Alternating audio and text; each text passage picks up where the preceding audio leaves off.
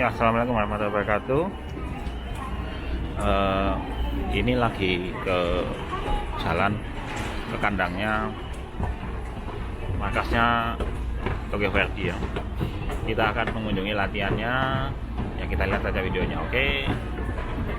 See you again. Oke.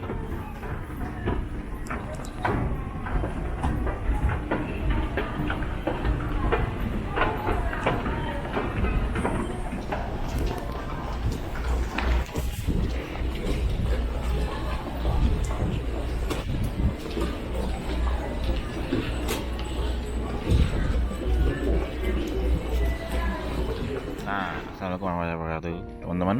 Jadi gini ya, di markas markas Tokyo Verdy itu sebenarnya nggak boleh buat diambil gambar. Sebenarnya nggak boleh, tapi udahlah, kemarin udah nggak tahu terlanjur. Nah, sekarang saya jelaskan kedatangan Arhan itu kemungkinan awal Maret lah, 1, 2, 3, 4, 5 kemungkinan seperti itu, karena Jepang mulai buka orang asing itu awal Maret. Ya nggak tahu lagi nanti gimana prosesnya. Nggak tahu manajernya bisa mendatangkan Arhan kapan, tergantung dia negosiasi sama pihak imigrasi. Kan dibatasi cuma 5.000, bisa jadi ini begini, university ini masih ribet lah soalnya ya. Ya ini saya mohon ini mohon pengertiannya, mungkin Arhan nggak bisa langsung datang. Nah, ketika Arhan datang itu harus karantina di hotel kalau nggak salah loh ya, ini saya lupa inget itu 7 hari atau 8 hari. Nah, ketika karantina di hotel ini ada yang karantina itu memang di rumah sendiri. Ada teman saya tuh karantina, nggak karantina langsung karantina di rumah sendiri nggak boleh ngapa-ngapain, nggak boleh keluar gitu. Jadi ya wis ada kayak gitu macam-macam ya bentuknya. Di sini tergantung pemerintahnya memudahkan masyarakatnya. Nah, Arhan itu kemungkinan ya 7 hari 8 hari. Nah, terus kedatangannya kapan itu masih belum tahu karena memang Jepang belum buka. Itu seperti itu. Terus yang pertama yang harus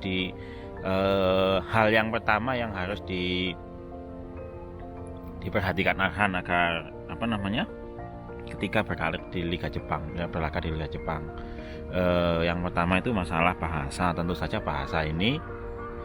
masalah bahasa ini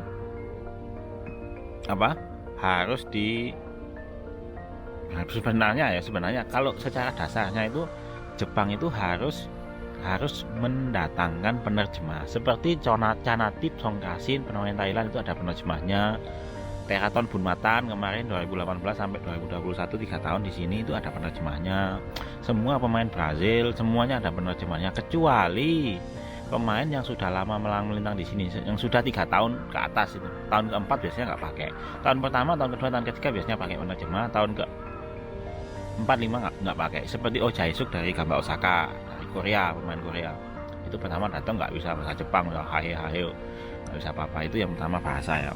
Sebenarnya terus yang kedua itu sebenarnya ada teknis. Yang kedua teknis. Nah, sebenarnya ada perbedaan sepak bola antara sepak bola Jepang dan sepak bola Indonesia. Itu sangat jauh berbeda. Sebenarnya harus dijelaskan sepak bola Indonesia begini, sepak bola Jepang begini. Arhan harus bisa beradaptasi mengenai sepak bola Jepang. Harusnya seperti itu ya. Terus yang ketiga budaya. Budaya ini gimana? Budaya masalah waktu. Misalnya latihan jam 9 itu nyampe di tempat latihan itu kelihatan batang hidungnya ya. Itu harus jam 8.30 sudah nyampe. Misalnya Arhan kalau bawa mobil bisa nggak ya? Misalnya bawa mobil misalnya ya, difasilitasi mobil, bikin SIM bawa mobil, lah mobilnya harus nyampe jam 8.30. Jam 8.30 paling mentok 8.35. Itu sudah mentok banget itu. Nah, 8.35 persiapan diri, ganti baju dan sebagainya, mencuci muka ya. Nah, jam 9 sudah kumpul, sebelumnya 9 sudah kumpul di ruangan, ketemu pelatih, langsung berangkat dari klub host itu berangkat menuju lapangan latihan ya. Seperti itu. Nggak tahu akan paham nggak kayak gini. Terus yang keempat, makanan. Oh ya, makanan di sini biasanya kadang-kadang juga disediakan klub biasanya kan ya. Kadang makan sendiri, tergantung dia tinggal di mana, di mes apa di apartemen. Kalau di apartemen dia harus makan sendiri. Istilahnya tergantung sih, klub itu tergantung, ada yang makan sendiri, ada di apartemen. Nah, tergantung klub menyediakan. Kalau memang di apartemen ya sudah dia harus masak sendiri. Menunya itu nggak boleh makan di sini kan kebanyakan makan babi, kebanyakan menu babi di sini, babi sama terus dia biasa masak apa nggak tahu kita, itu nggak tahu. Makanya yang tantangannya makanannya nggak boleh makan babi, nggak boleh minum alkohol, ini banyak babi soalnya. Terus yang berikutnya apa namanya, makanan di sini itu sebenarnya agak hambar, seperti misalnya garam kalau kita di sana pakai 5 gram, kalau di sini mungkin pakai 2 gram atau 3 gram. Jadi asinnya tetap asin, tapi asinnya kurang mancep. Tapi kalau sudah lama di sini ya terbiasa. Kalau saya di sini udah 10 tahun ya, itu udah biasa banget masakan Jepang. Ini ya ini makanan Jepang gitu. Jadi nggak masalah gitu ya. Itu. Terus apalagi ya? Ini terus apalagi ya?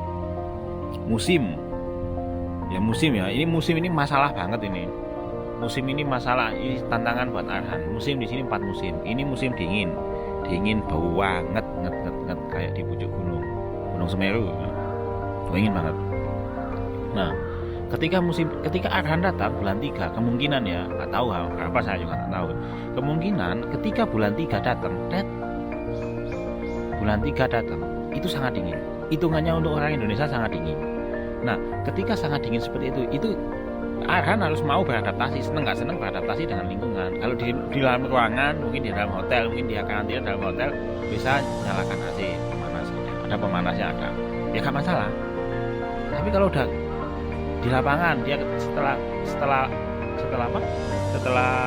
selesai karantina ke lapangan, ke clubhouse, ke lapangan latihan lah, mulai jogging lah, dingin banget. Ya itu harus diperkenalkan tentang gimana sih baju hangat, baju dalam yang hangat itu ada namanya hetek, banyak itu. Ada hetek untuk celana untuk hetek hangat ada. Terus ada untuk baju hangat itu ada, terus sarung tangan sepak bola ya, sarung tangan terus kepala, tutup kepala itu ada. Nah itu sebenarnya harus diperkenalkan. Masalahnya di situ sih. Terus yang kedua itu musim panas. Musim panas di Jepang dengan musim panas di Indonesia itu berbeda banget, sangat jauh berbeda. Kenapa? Karena musim panas di Jepang itu sangat menyerap kelembapannya tinggi, jadi sangat menyerap keringat. Jadi sampean, kalau saya misalnya saya mancing, saya pernah pengalaman mancing di laut. Waktu itu bulan 9, mancing di laut, diem aja gitu, saya mancing nunggu selama 15 menit. Keringat saya keluar, nggak ada angin, nggak ada apa, nggak ada hujan, wis tiba-tiba keringat keluar, gobios. Terus saya mau dehidrasi, saya mau ambil waktu itu. Waduh, saya mau dehidrasi, badan lemes, udah nggak ngaruh-ngaruhan, udah mau, mata itu udah, wah ini rasanya udah mau tidur ini, udah mau break gitu. Saya akhirnya inisiatif beli minuman kaleng yang ada di dekat situ. Beli minuman kaleng waktu itu 150 yen, beli Pocari Sweat kalau nggak salah. Langsung minum 500 cc, 500 mili, langsung kembali sehat lagi. Jadi ini yang perlu diperhatikan oleh Arhan adalah asupan atau minuman di musim panas. Ini sangat berbahaya. Kalau nggak dijelaskan ke Arhan, bisa tepar. Makanya kemungkinan dia sukses itu tergantung dia mau nggak beradaptasi dengan kondisi Jepang. Kondisi Jepang saat ini begini. Ketika musim panas begini, musim dingin begini. Ketika musim semi sama musim gugur itu nggak begitu bermasalah. Ya penyesuaian lah, aman lah gitu kan ya. Mungkin gitu aja teman-teman ya kali ini. Kebetulan tadi saya ketemu sama Pak manajernya Tokyo Verdy. Kebetulan ya. Saya nggak nyangka kebetulan ternyata ketemu Pak manajernya Tokyo Verdy. Saya ngomong-ngomongan, Arhan ini harus dibantu Pak.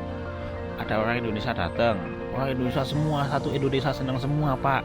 Terus satu orang Indonesia senang semua, tetap saya nggak bisa ngambil gambar soalnya. Orang Indonesia senang semua, followernya Tokyo Verdy jadi nomor 1 di Jepang. Oh ya terima kasih ya ya aku kalau misalnya saya bilang saya mau bantu. Kalau saya mau bantu Arhan tentang ini gimana Pak? Oh ya bisa nanti tolong hubungi saya ya. Kebetulan saya dapat kontaknya dan sudah kontak-kontakan ya, alhamdulillah beliau welcome. Nanti lah akhirnya nanti ketika Arhan datang nanti saya follow gitu ya, seperti itu ya. Jadi mungkin rekaman hari ini mungkin saya nggak menampilkan markas Markas apa? Markas Tokyo Verde ya dulu ya. Soalnya gak enak ya. Oke, akhirnya dulu. Assalamualaikum.